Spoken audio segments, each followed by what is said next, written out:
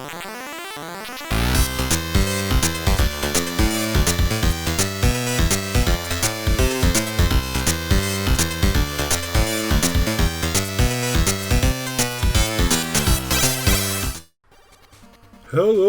gamers, I'm Danny and I welcome you back to my channel.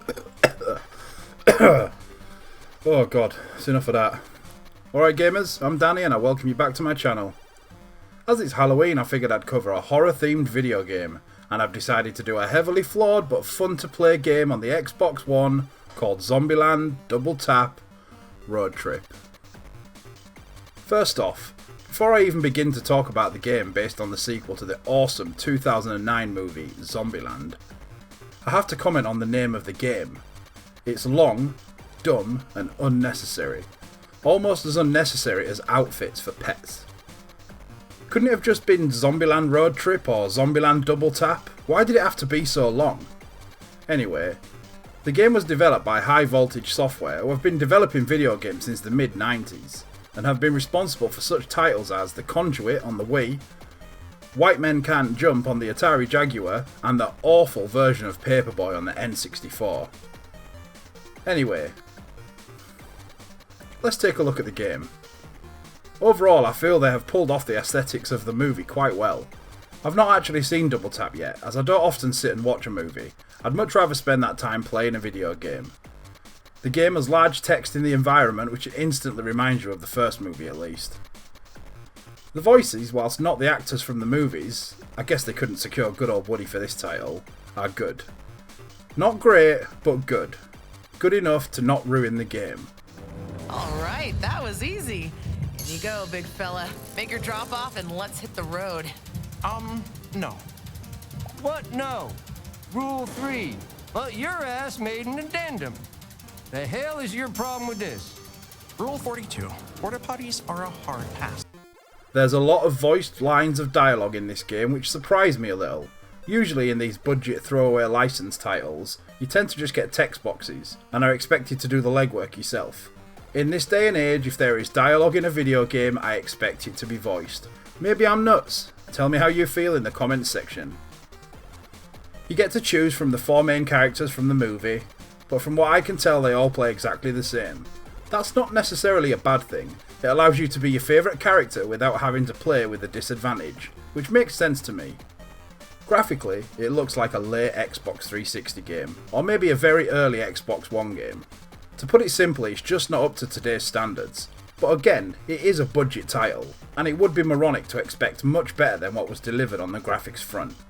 I do have one gripe when it comes to the graphics. Why are all the standard zombies in an area wearing the same fucking clothes? I get that they might be employees of a business nearby, but how many employees must this business have? It's ridiculous. I know other games are guilty of doing this exact same thing, but it's always pissed me off. Change the colour of their clothes, for fuck's sake.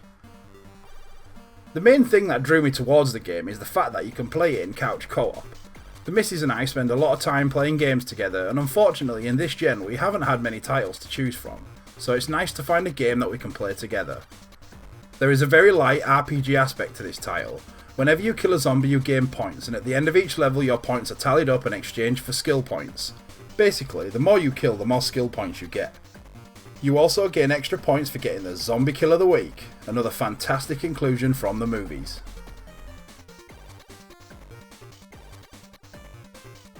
The gameplay is surprisingly fun. It is just your standard twin-stick shooter action, but it does what it needs to do and does it to a decent standard, not too dissimilar to your mum in the bedroom. There's a nice selection of weapons at your disposal, ranging from pistols to miniguns. The miniguns seem a little underpowered, but they are fun to wield. Personally, the burst fire weapons or the dual-wield SMGs were my favourite to use.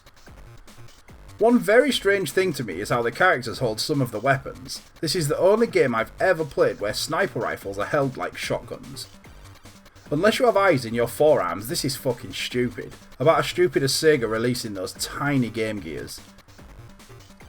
There's also quite a big selection of melee weapons in the game. Things like pitchforks, swords and guitars are available for you to hack, smash and slash your way through zombie hordes. As well as a campaign mode, there is a horde mode where you are pitted against oncoming waves of zombies, and it's your task to stay alive as long as you can.